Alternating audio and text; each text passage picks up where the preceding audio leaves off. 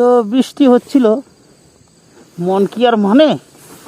দেখো পাহাড়ের পরিবেশ, বৃষ্টির মধ্যে মন মানছিল না। রেনকোট পরে বেরিয়ে পড়েছি। যাবো, দেখি কতদূর যাওয়া যায়। পাহাড়ের সৌন্দর্য তো বৃষ্টির দিনে আলাদা হয়, অন্যরকম হয়। সুতরাং হোটেলে বসে থাকা সম্ভব না, মানে যে বাচ্চা আমার, কখন যাবা কখন বেরোবা করে অস্থির। এই বাচ্চা নিয়ে হোটেলে বসে থাকা যায়? বেরিয়ে পড়েছি রেনকোট পরে, চলতে থাকবো পাহাড়ের রাস্তা, যেখানে হোটেল পাবো সেখানেই হোটেল নিয়ে শুয়ে পড়বো। এই তো কাজ, আর কি। ঘুরতে এসেছি, সব কিছু আছে, রেনকোট আছে, জ্যাকেট আছে, সব আছে, তাহলে কেন ফালতু হোটেলে বসে থাকবো, তাই না? তো হোটেলে বসে না থেকে আমরা বেরিয়ে পড়েছি, ঘুরে বেড়াচ্ছি বৃষ্টির দিনে। মেঘলা কুয়াশা চারিদিক, পাইন বন, রাস্তা পিচ্ছিল, অনেক সাবধানে চলছি। তো তোমরা সঙ্গে থাকো, দেখতে থাকো। লাস্ট একটাই কথাই যে ঠিক এইরকম বাঁকা রাস্তায় কখনোই দিশে হারা না। ঠিক আছে, গুড বাই। এই যে এইরকম, এই যে বাঁকা রাস্তা, এইরকম বাঁকা রাস্তায় কখনোই দিশেহারা হলে চলবে না।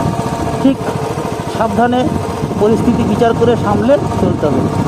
তো সঙ্গে থাকো, সুস্থ থাকো। আর লাস্টে একটাই কথা, বাঁকা রাস্তায় কখনো দোকান, পাহাড়ি দোকান, পাহাড়ি বাজার, বড় বড় শশা, কুমড়ো, আর ওই সেই কী বলে পেঁপের মতন ওই ফলটা, নামটা ভুলে গেছি এখন ভুলে গেছি, বলতে পারছি না। যাই হোক, তোমরা জানলে বলে দিও। দেখো পাহাড়ের কত সুন্দর, এই দিনে পাহাড় অনেক খুব সৌন্দর্য নিয়ে দাঁড়িয়ে রয়েছে আমাদের সবার জন্য। আমরা দেখবো, যাচ্ছি আমরা এখন রাস্তা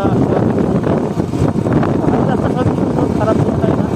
আমার যেতে ভালো লাগে, চলতে ভালো লাগে। আমি কোনো আমার কোনো ডেস্টিনেশন এরকম নেই। পাহাড়ি রাস্তা ঘুরতে ভালো লাগে, ঘুরে বেড়াই। যেখানে হোটেল পাবো সেখানে দাঁড়িয়ে যাবো, অথবা সন্ধ্যা হোটেলে ঢুকে যাবো। ফ্যামিলি নিয়ে যেহেতু আছি, বেশি দেরি করা যাবে না। তো ওই জন্যই বৃষ্টি মাথায় নিয়েই বেরিয়ে পড়েছিলাম। লাভাতে ভালো বৃষ্টি ছিল, এখন আর বৃষ্টি নেই, বৃষ্টি থেমে গেছে। হালকা ফুলকা কুয়াশা পড়ে, কুয়াশা আমাদের ওখান থেকে খুব জোরে কুয়াশা পড়ে যেরকম হয়, কুয়াশার মতো বৃষ্টি পড়ছে। এর মধ্যে দিয়ে আমরা দাঁড়িয়ে থাকবো না, দাঁড়িয়ে থাকলেই কষ্ট হয়। হোটেলে বসে থাকলে শরীরের মধ্যে একটা অন্যরকম অনুভূতি হয়, ভালো লাগে। কেন এসছি? তো চলো, সঙ্গে থাকো, সুস্থ থাকো। আর ফাঁকা রাস্তায় কখনোই বৃষ্টি আনা নেই। দেখো বাড়িটা কত সুন্দর, খুব সুন্দর রাজপ্রাসাদের মতো বাড়ি। আমরা মনে হয় নিচের দিকে যাচ্ছি আস্তে আস্তে, মনে হয় না তাই যাচ্ছি। আগে ফিল আপ করবো, নন্দীকে পেট ভরাবো। নন্দীর পেট ভরা থাকলে আমার আলাদা কনফিডেন্স থাকে। আগে নন্দীর পেট ভরাবো, তারপর আমাদের পেট ভরাবো। তো যাচ্ছি, আর সামথিং কিলোমিটার দূরে পেট্রোল পাম্প আছে। পেট্রোল পাম্পটা এই তো সামনে পেট্রোল পাম্প, সামনে যাবো, দেখা যাচ্ছে পেট্রোল পাম্পের সাইনটা দেওয়া আছে। আগে তেল ভরবো। নন্দীর পেট ভরা থাকলে কনফিডেন্স আলাদা। পাহাড়ের মুখে বাইকের, যার যে বাইক আছে আর কি, বাইকের পেট ভরা মানেই তোমার আলাদা রকম একটা কনফিডেন্স।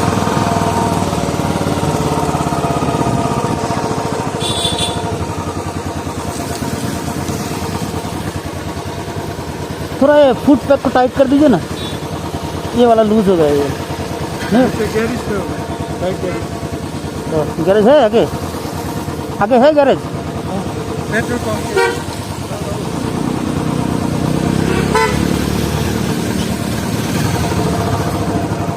নন্দীর ফুট প্যাকটা ঢিলা হয়ে গেছে, এটা টাইট করিয়ে নেবো। বললাম গ্যারেজ, পেট্রোল পাম্পের কাছে গ্যারেজ আছে, গ্যারেজে চলো গ্যারেজের দিকে যাই। একটা টাইট করাবো, আগে পেলাম টাইট করাবো, তারপর যা হবে দেখা যাবে। সঙ্গে থাকো, আর দেখতে থাকো। আর কি রাস্তায় করা, ফাঁকা রাস্তায়, যেরকম পাহাড়ি ফাঁকা রাস্তা, তোমার দেখাচ্ছে যেরকম ফাঁকা রাস্তাগুলো, ফাঁকা রাস্তায় কোনো দিশেহারা নয়। ঠিক আছে, সামনে দেখো ফাঁকা রাস্তা কাটবে, পাহাড়ি ফাঁকা রাস্তা। এই ফাঁকা রাস্তায় কখনো দিশেহারা হলে চলবে না,